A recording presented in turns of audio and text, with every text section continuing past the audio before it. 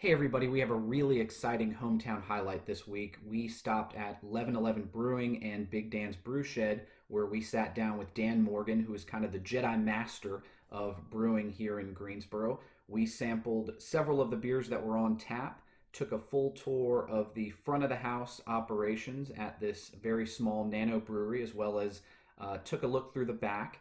And we also got to tour the next door building, which is Big Dan's Brew Shed, where Dan not only makes fantastic beer here in Greensboro, but also runs a store that can provide services to teach you how to do this yourself, as well as sell you some of the items that you'll need to have a home brew operation. We got a little tour of the back and got to see some of the behind the scenes, and I'm really excited to bring this one to you today. Hi, I'm Julie Wall. And I'm Brennan Aberle. And this is Dan Morgan. And this is Hometown Highlights. And today we are featuring Leveneleven Brewery and Dan's Brew Shed. A fun fact about Dan Morgan, I actually met Dan because he was a juror in one of the criminal trials that I had. And after it was over, we did not know each other before. After it was over, that was my first experience coming to Leveneleven, and it is hands down, I think, of all the breweries here, this is, and there are so many breweries that I have things I love about them the most, but Leveneleven I feel like is just the most quality beer. It feels like there's a lot of passion in what you do, and it really does come through in the beer that you make. Thank you. All right, Dan, tell us a little bit about Leveneleven Brewery. How long have you been open? No, a little more than 2 years at the brewery. The brew shed has been open for 9. And are you from North Carolina? Originally from Ashburn. Okay. What's your setup here? How many beers do you usually have on tap? And are they all your beers that you brew? Yes, typically we try to have no fewer than 4, and we can go all the way up to 8 beers on tap. Not the most popular thing with craft beer. Everyone wants to see 18 or 24 beers on tap.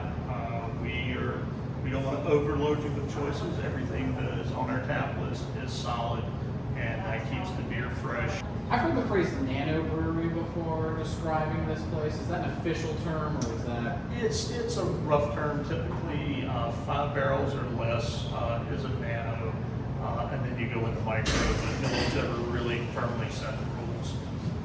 We are a 3 barrel. And do you have any staples that are always on tap, or do you rotate all of your taps? We are about to make our first flagship, our first year-rounder, our Herkerner Kolsch, named after my father-in-law, and obviously his favorite style and one of my favorites. It has also become quite the customer favorite, so we want to have that on more or less all the time. But and there's always going to be an IPA because it's craft beer. We try not to have more than one, but sometimes we do. But yeah, outside of that, we're kind of our guiding principles: something light, something dark, something hoppy, and something else. Let me ask you about the Kolsch. So, my understanding is, and I've had it several times, it's wonderful. And I know you've done a couple of different styles of Kolsch and different batches of Kolsch. Has any Kolsch that you've ever brewed won any awards? We have won a couple of awards over a couple of years at the American Brewers Palette for it. It does not to create a competition. The American take on the style is it should be as bitter as an IPA or some ungodly thing, and it's a small, delicate, easy drinking creature. There's about, if you're not looking for it, there's about that much difference between a Miller Lite and a Kolsch. But it is all about the nuance with Kolsch. And so obviously, with your tap room here, you are, I'm sure you're here a lot. The brew shed is next door. I live here, yes. And you've got a great regular customer base. But for those of our viewers who don't know about where you're located and your hours, if you could just run through that for me. The tap room is open Wednesday through Sunday. We open 4 to 9. COVID hours Wednesday and Thursday, and then we open 2 on Friday, 12 on Saturday, and 1 on Sunday. Excellent. We've Try to noticed- keep the customer guessing. But you're doing a great job with all of the chairs being spaced and the tables being spaced to keep everybody safe. Yes, it's worked out pretty well so far. We have not been completely packed out. We are in Greensboro's best kept secret. And a great place to social distance. Speaking of social distancing, tell us a little bit about your to-go operation. Can people of Greensboro support your brewery without sitting here in the brewery itself? Yes, we are very happy to sell you beer to go. We do crowlers, the 32-ounce can. You can order that online, contact free, so order and pay online at leveneleven.com. And when you get here, come to the back door, call the number on the door, and we'll be glad to bring it out and sit it down and you can grab and go. Excellent. Please bring your ID. We do charge you for all the to-go purchases. So we're going to start. This one is the watermelon. It's a watermelon wheat, Watermelon wheat. Okay. and we used a dozen fresh watermelons in that. And my wife will attest to that as she helped me butcher and squeeze and say bad things about watermelons. It's wonderful, and it tastes exactly like watermelon. It was totally worth the trouble. I would agree. Sometimes watermelon ferments out the cantaloupe, so we don't do that. I was very happy with the way it turned out. All right, what do you have first? So I actually got an entire side beer of the Irish Red because it is my favorite.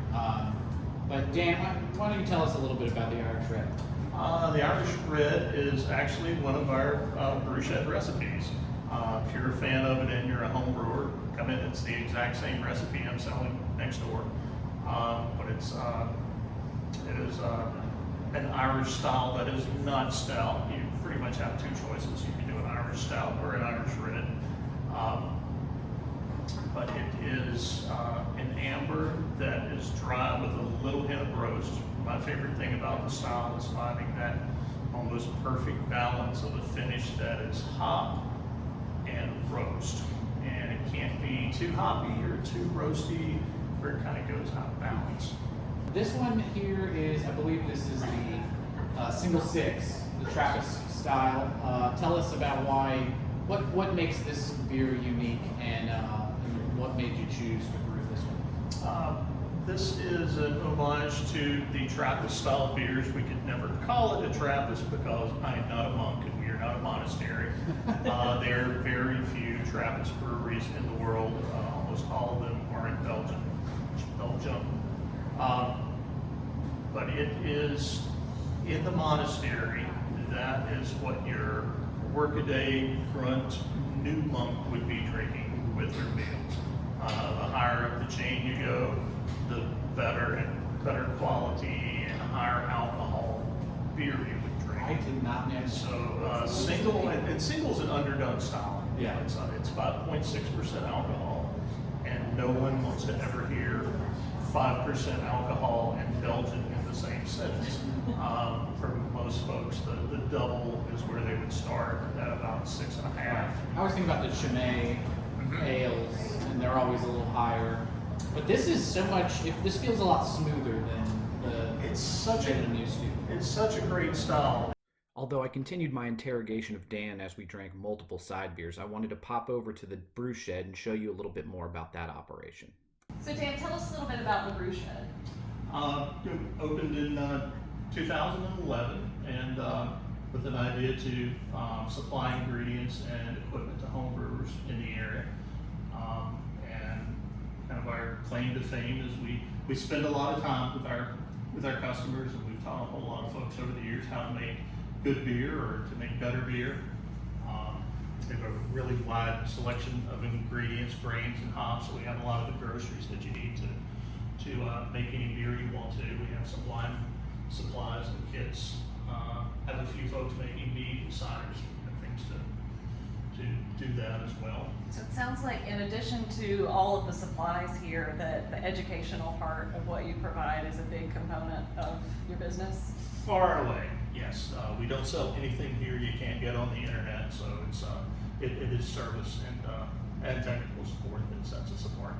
Anyone who buys a recipe kit or an equipment kit from me gets the store number and they get my cell number. So it is not that unusual to get a phone call at 11 o'clock that my fermenter is bubbling over and I don't know what to do. And we're more than happy to spend 2 minutes and keep you from redecorating your ceiling and walls. It's a quick fix. Well, and it's not the kind of thing that anybody that buys on the internet or at a less personal store is going to get. Exactly.